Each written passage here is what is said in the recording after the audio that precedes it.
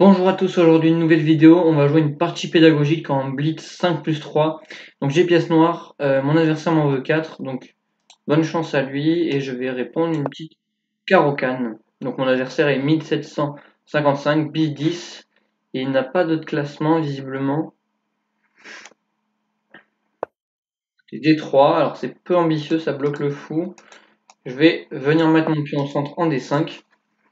Donc je menace, alors j'allais dire de prendre et d'échanger les dames de le déroquer, donc il fait caler les deux.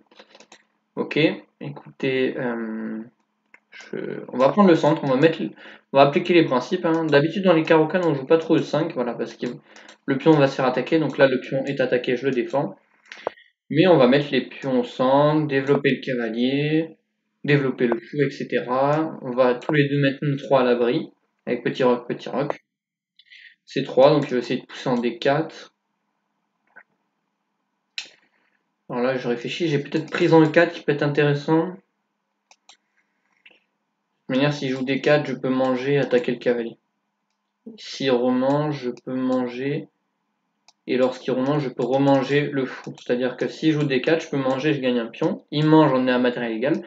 Je mange une pièce, j'ai gagné une pièce. Il mange une pièce, on est à matériel égal. Et je remange la pièce et j'attaque la dame. Tandis que lui, sur n'importe quelle des prises en F6 ou en D6, il n'attaquera pas la dame. Je pense que je vais sortir mon fou en G4. Est-ce que je vais échanger? Je ne sais pas. Ok, il fait tour 1. Écoutez, je vais manger une fois ici. Comme ça, s'il remange du cavalier, je peux peut-être échanger. Et s'il remange du pion, du coup, la tour est peut-être un petit peu bizarre ici. Donc, je vais jouer KD7. Et puis ce pion, on ne sait pas trop ce qu'il fait là, du coup. Ok, il vient de jouer Dame C2. Et on va jouer cavalier C5. J'ai envie de jouer pour renforcer la pression sur le centre. Il n'y a pas de raison. S'il nous fait B4, c'est assez affaiblissant, je trouve. Potentiellement échanger ici. Et jouer, ok, et jouer pour les cases noires. Il joue B4. Alors ça, j'y crois pas du tout. Alors je pense que je vais revenir en E6. Déjà, je peux jouer à 5 ensuite pour miner les pions. Et en plus, je vise la case F4.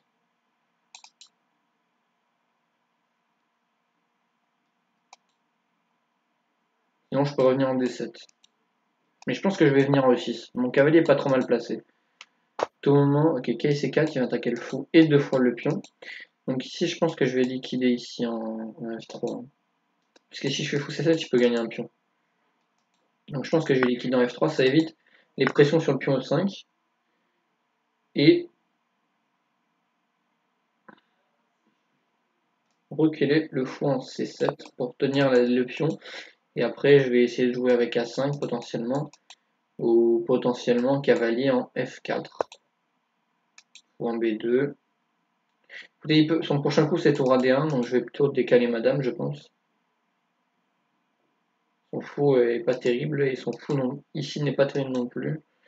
Et je vais dame E7. Pour mettre mes tours au centre, hein. Pour l'instant je joue vraiment très simple. Voilà, je vais mettre. Alors, tour F ou tour D, c'est la même. Tour F ou tour A, je pense que c'est la même chose, donc je vais jouer tour F, H3. Je peux échanger peut-être une paire de tours. Peut-être je vais essayer de jouer à 5 aussi. Je pense que je joue à 5. De toute manière, s'il échange tout, je vais avoir une activation sur la colonne 1 pour ma tour. Et quoi qu'il fasse, voilà, s'il fait A3, je peux peut-être jouer à 4. Peut-être jouer B5 à 4, mais ça me paraît quand même assez affaiblissant.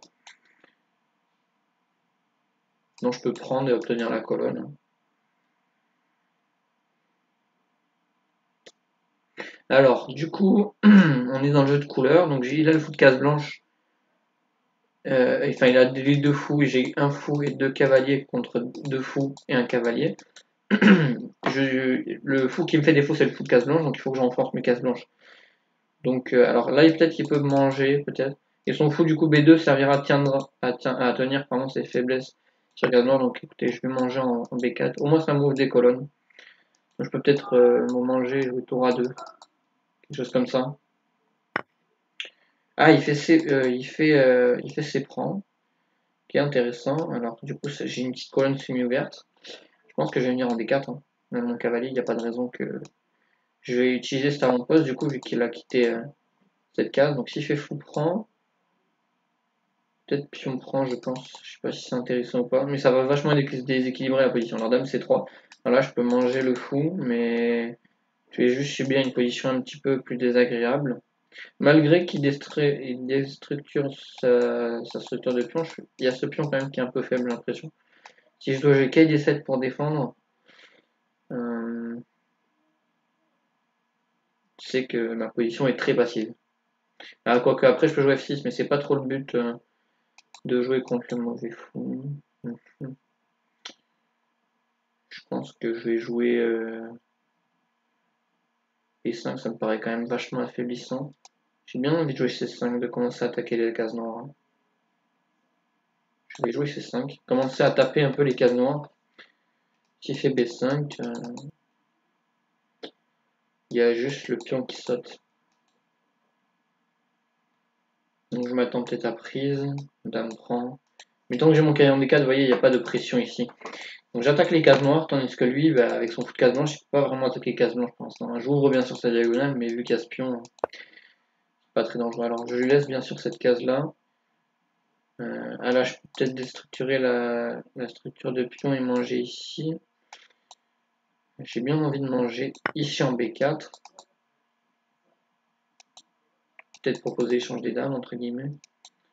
Si reprendre du pion A, c'est assez symétrique. Je peux peut-être essayer de manger là et de jouer quelque chose comme... Ok, alors il fait ça. Il n'y aurait pas fou D6 par hasard? Je pense qu'il y a fou D6, non? Peut-être j'ai cavalier prend F3 et fou D6 d'abord. Je pense que j'ai cavalier prend F3 et fou D6. Et ensuite je gagne le pion à 3. Quoique, parce qu'après il peut peut-être se manger sur le pion 5. Donc j'ai peut-être mal calculé, mais en tout cas j'ai peut-être...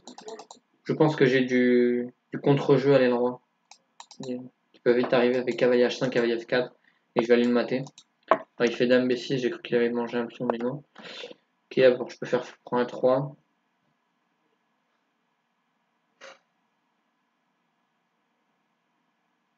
Prend A3. Tour prend D8. J'ai dame prend D8, dame prend B7. Je pense que je vais jouer cavalier H5. Éviter les complications, je peux peut-être aller manger le pion, mais j'en suis pas sûr. Il fait cavalier F5, pas mal, bien joué. Écoutez, je joue dame G5 du coup, sinon je perds le fou. Et ensuite, je vais jouer, je sais pas ce que je vais jouer là. Ça m'a l'air un peu dangereux, quoique roi G2, roi F1, pardon. J'ai peut-être cavalier F4. Hein. Cavalier F4 et je vois pas comment il empêche le mat en G2. Il est obligé de revenir en G3. Donc je fais cavalier F4 et je menace dame G2. Il n'a pas d'échec, même. Je laisse la puissance prise, hein, mais il y a dame G2 mat. Et à part cavalier G3, je peux peut-être lui balancer un H5. Ça risque de faire mal. Ah ok, voilà, il me laisse le mat carrément. Donc très belle partie contre mon adversaire. On va lancer le petit rapport de partie. Alors dites-moi quelle cadence vous préférez, parce que j'ai l'impression que c'était quand même un petit peu rapide pour du Blitz 5 plus 3. Après avoir, je pourrais peut-être faire des rapides contre des gens prédestinés, et là j'ai joué contre quelqu'un totalement aléatoire. Alors je pense que la précision est pas incroyable pour moi, quoique 93 pour l'instant, et 90 de précision, avec une erreur et 3 imprécisions, donc ce qui est quand même un score très correct. Donc j'ai joué 4, 6. Ouais, des 3 c'est pas forcément, c'est pas ouf, mais ça se joue quand même. Il y a des 2, là je prends tout le son, me fait plaisir. Là j'applique vraiment les principes. On a mis tous nos pions au centre, chacun. Bon, moi j'ai quand même 2 pions sur la cinquième, lui qu'un seul et un pion sur la troisième rangée. Donc on voit bien que j'ai pris un petit avantage, notamment voilà, la barre d'évaluation qui, bon, elle vient de monter grâce à cause de ces 3. Mais vous voyez, la barre d'évaluation qui a à plus 0,8, à moins 0,8, enfin moins 0,8 pour moi, ce qui veut dire plus 0,8 pour les noirs. Alors l'ordi proposait tour 8, ici je joue G4 qui est une erreur tactique, ou pas. Là j'ai joué tour 1 qui était pas bon, il fallait faire pion prend des 5. J'étais obligé apparemment visiblement de donner le fou. Et il pouvait activer son fou, d'accord, bien joué. Pas mal. Ok. La question c'est pourquoi je suis obligé de faire fou? Alors, si je reprends du pion C, tout simplement est-ce qu'il n'y aurait pas du cavalier prend E5, quelque chose comme ça? Ah voilà, c'est ce que je me disais. Et sur fou prend E2, dame prend E2. Et la dame défend le cavalier et j'ai un pion de moins en fait. Donc c'était ça l'idée en fait, il y avait des sacrifices. Et si on mange là, ben, il peut manger en G4. Et c'est défendu qu'une seule fois. Bon, je peux remanger s'il faut. Et ça a l'air quand même un petit peu compliqué. L'ordinateur continue par D4, mais ça laisse vachement des cases. Donc ok, avantage blanc, tout simplement, un pion de plus. Il n'y a pas de compensation en plus. La dame est quand même bien placée. Donc pas de compensation pour les pièces noires. Donc c'était ça en fait. Donc j'avais pas vu pion prendre des 5. Donc là je décide de prendre un 4. Donc c'était une bonne décision pour enlever la prise en D5 justement. K avec BD7. K avec C5, B4. Alors B4 c'était peut-être un bon coup. Ok, B4 c'était pas mal, mais je me suis dit qu'à long terme c'est pas mal. Et puis moi je peux justement viser de meilleures cases avec mon cavalier. Qui est KIC4. Je suis obligé d'échanger. Mais voilà, son fou est pas terrible. Alors là, je sais pas pourquoi. Alors j'ai dire, je sais pas pourquoi j'ai joué A5. Parce qu'il y a tout simplement cavalier prend, gagne un pion. Et là, ok, dame E7. Bon, je prépare, hein, je me précipite pas parce que si je joue à 5, tout de suite, il y a peut-être du tour à D1. Donc je me dis tour ici et je mets ma tour au centre. Et comme ça, alors, voilà. Là, quand vous savez pas trop quoi faire, j'avais des idées de A5. Donc à l'instant, je voulais pas expliquer pendant la partie. Mais cette tour, elle va rien faire sur la colonne F. Et cette tour en A8, elle peut toujours appuyer des poussées A5 pour ouvrir la colonne A.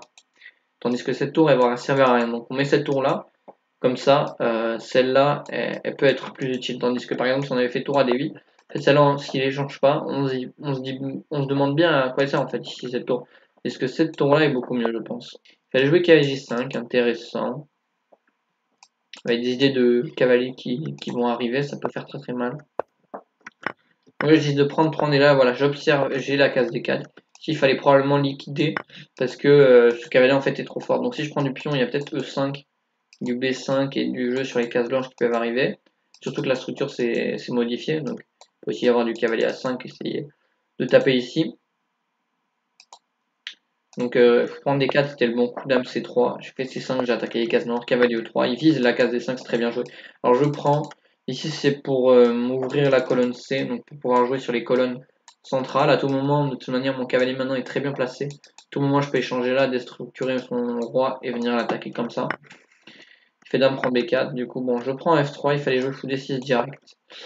D'accord, sur dame C4. C'est vrai qu'on pouvait prendre après, j'avais peur sur ça, je sais plus, j'allais dire j'avais peur de quelque chose, mais je vois plus trop, peut-être du cavalier D5. J'avais peur de quelque chose.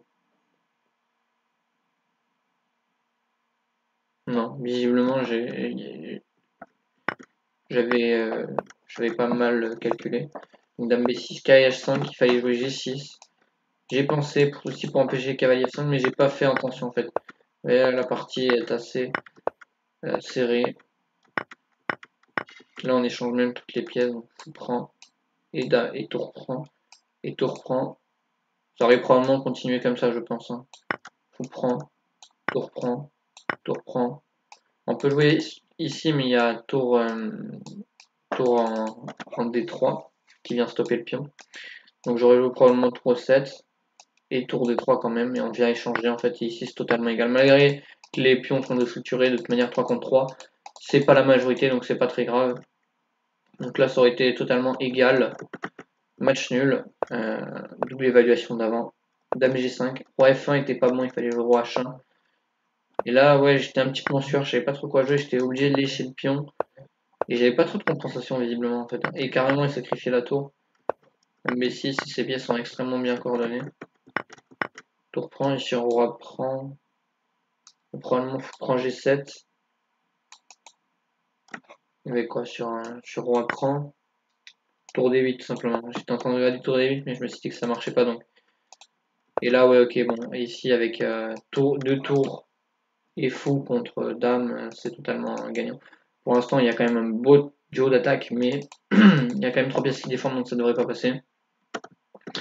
Donc ouais, roi F1, c'était pas bon. Fallait jouer roi H1. Et donc fou F8, ouais, et en fait je pouvais pas tenir sur fou B8, il y avait tout simplement le pion B7 qui tombait également. Fou B8, pardon, il y a tour prend D8 simplement. La dame, il y a 2 attaques et un seul défenseur, la dame G5. Donc ici j'ai décidé d'employer les grands moyens de jouer cavalier F4. Et là voilà, il devait jouer le cavalier E3 pour se replacer et défendre le mat. Ou H4, voilà, c'est une erreur, il y a dame G2.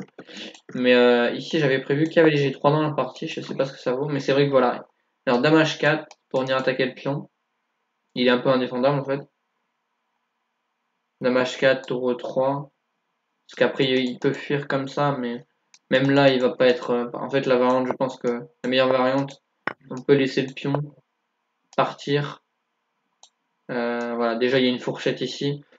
J'allais dire, on peut peut-être faire un échec, on peut peut-être tenter de faire un échec quelque chose comme ça pour qu'ils viennent là et ensuite il va y avoir des découvertes et des dames en prise.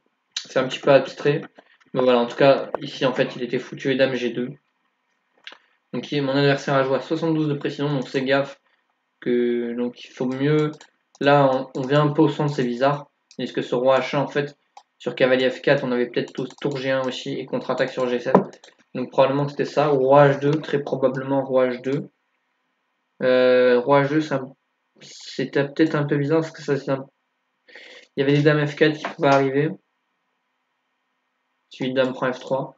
Donc roi H1 en fait ça épique sur dame F4. Au pire je pense, bon déjà il a les fonds de prise, mais au pire on pourrait jouer dame E3. Et visiblement on tient l'aile roi. Donc voilà. Et le joli mat pour la fin. Donc merci d'avoir regardé cette vidéo. N'hésitez pas à me dire en commentaire si ce format de vidéo vous plaît. C'est assez court, mais je pense que c'est assez pédagogique. Et je vais le faire en alternance avec le Road to IM, si ça vous plaît. Sinon, je ferai plus de parties pédagogiques ou plus de Road to IM selon ce que vous aimez le plus. En tout cas, moi, j'adore faire les deux. Donc, merci beaucoup d'avoir regardé cette vidéo. Moi, je vous souhaite une bonne journée. Salut à tous. Ciao, ciao.